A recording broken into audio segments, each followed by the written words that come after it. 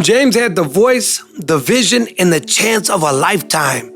At the age of 21, he was on the verge of signing a major gospel recording contract. But drugs came in. Pride rose up, and partying pulled him under. He missed meetings. He ghosted producers. He let everybody down, including himself. Years passed. James became homeless. He would sing on sidewalks with a cracked voice, and tears would fill his eyes. One night, after another overdose scare, he heard a street preacher say, "God hasn't changed his mind about you." James wept. He cried. That night, he gave his life back to Christ. Within a year, he was recording again, this time not for the fame, but for the one who gave him a second chance. Maybe that's you today. Broken dreams, repetitive sins, and the fear that God is done with you. But what if I told you God's not done with you? Point number one, God upholds those who fall, not those who fake. In Psalms chapter 37, verses 23 to 24, I'm going to read out the NLT version. Follow me. It says, maybe the Lord directs the steps of the godly. He delights in every detail of their life. Though they stumble, they will never fall, for the Lord holds them by the hand. Even when you stumble in your walk with God, He doesn't let you go. You see, we need to stop asking this question. I'm tired of failing you, God. What is God going to do if I keep failing Him? No, the true and honest question that we should really ask today is, will God fail you? And honestly, the word of God is so clear. It says in Psalms 34 that there's going to be times in your life where you're going to be walking and it feels like you're going to stumble and completely fall. Like you're about to hit your forehead on the cement. You're going to lose everything. You're going to destroy everything. And it says, but then right then, that God's arm comes and He upholds you. He delights in every detail of your life. Though they stumble, they will never fall, for the Lord holds them by the hand. God doesn't let you go. Your fall doesn't disqualify you. Your fake does. God upholds honest failures who are trying. You see, this is the key. This is the key. It's when you are trying. Can you be honest with me today? Do you wake up in the morning and you put on a coat full of sin and you commit yourself to sin in the morning? Well, let me tell you something. That's a little bit different. You see, many times in our life, we are trying to please God. And that's what God sees. Look at my son. Look at my daughter. They love me. They respect me. And they are trying to please me. Let me tell you something. In God's eyes, that goes a long way. Peter didn't fail once. No, he denied Jesus 3 times. But Jesus came back looking for him by name. Jesus wasn't shocked by Peter's failure. No, he wasn't. He expected it, but he also planned for his restoration. In Luke chapter 22, verses 31 to 32, in John chapter 21, verses 15 to 17. We gotta be real about the fall. God works best with truth, not performance. You need to go back to prayer. That's where restoration begins. You know, don't blame everybody for your failures. This is where God can begin to move in your life today by being honest. Like, the reason I fail, Lord, the reason that I keep falling into sin is because of my flesh. And I give into it. I submit to it. I let it take me wherever it wants to. And wherever my flesh takes me, it's always a dark, nasty place. When the Holy Spirit convicts me, I ignore Him. I push Him away. I drown Him out with the lust of the eyes and the lust of the flesh and the pride of life. I gotta be honest. It's because I enjoy that. But I don't want to be like that, God. I know that's not pleasing to you, God. I know that disrespects you, God. You see, when you can be honest with God like that, man, God can begin to work. And then you need to stop avoiding your prayer closet. When's the last time you got on your knees and prayed? When's the last time you put on some worship music and begin to get into God's presence and just cried and just let it all go and just repented and gave your heart back to Christ? When's the last time you had a one-on-one with God? It's time to get real. It's time to be honest. It's time to be transparent. Don't run from church. Run to God's people. That's one of the first biggest mistakes Christians make. As soon as they fall into sin, as soon as they make an error, as soon as they get themselves back in that pig pen, you know what they do? They stop going to church. And that's a lie from the devil. That's shame. That's condemnation. That's to push you away from God.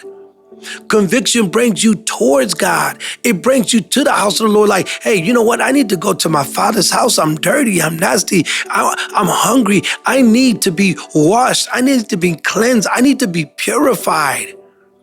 Don't you remember when Jesus took off his robe, he wrapped a towel around his waist and he got all the disciples and sat them down and he began to wash their feet? And when he got to Peter, he said, Peter, let me wash your feet. And Peter said, never, Lord, never. You don't need to wash my feet. He said, look, if you don't allow me to wash my feet, then you have no part of me. He said, well, wash my head, wash my body too. He said, no. You've already been washed. Let me tell you something. Your name is already written in the Lamb's Book of Life. You're saved. You've been set free. The chains of sin has been broken.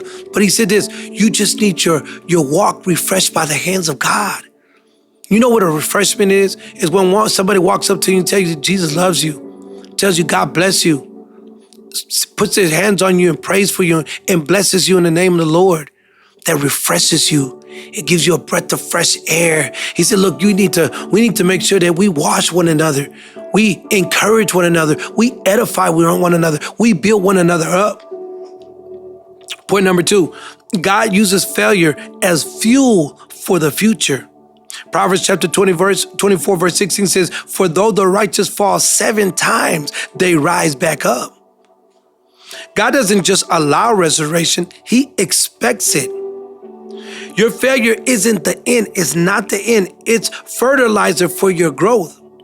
David failed miserably, lust, lies, murder, but God forgave him and still called him a man after my own heart. His failures didn't cancel his calling. They made him more compassionate, absolutely. More prayerful, 100%. More desperate for God's mercy, yes. Learn the lesson behind your fall. What is God trying to teach you? You need to go and you need to find the root of those failures. Don't just say, okay, I failed, I messed up, God forgive me, wash me, cleanse me. But let's go ahead and do a self-examination and figure out what is the root of that? Why is it that you keep going to that?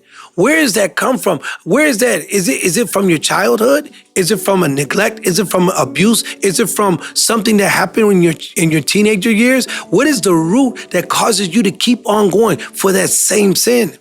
And once you find the root, you offer it to the Lord. He says, cast your burdens upon me because I care for you. You can take that sin, you can take that burden, you can take that pain, you can take that hurt, you can take that failure, and you could cast it on God. Man, I'm telling you, man, God cares for you. Use your past pain to minister to someone else's present. That's a testimony. And that's what God is allowing in your life. God allows the pain. God allows the failure. God allows those hardships for a specific reason so that you could be a testimony. So you could be, you know what the word of God calls you? The salt of the earth. To give hope, to give seasoning, to give purpose. He calls you that light in the darkness to shine the light of Jesus to everybody else that's living in darkness, in bondage, in sin. God's going to use your pain, your scars, your failures to encourage somebody else to give them hope. Point number 3, God gives new chances because he's not like a man. In 2 Timothy chapter 2:13, it says this, if we are faithless, he remains faithful.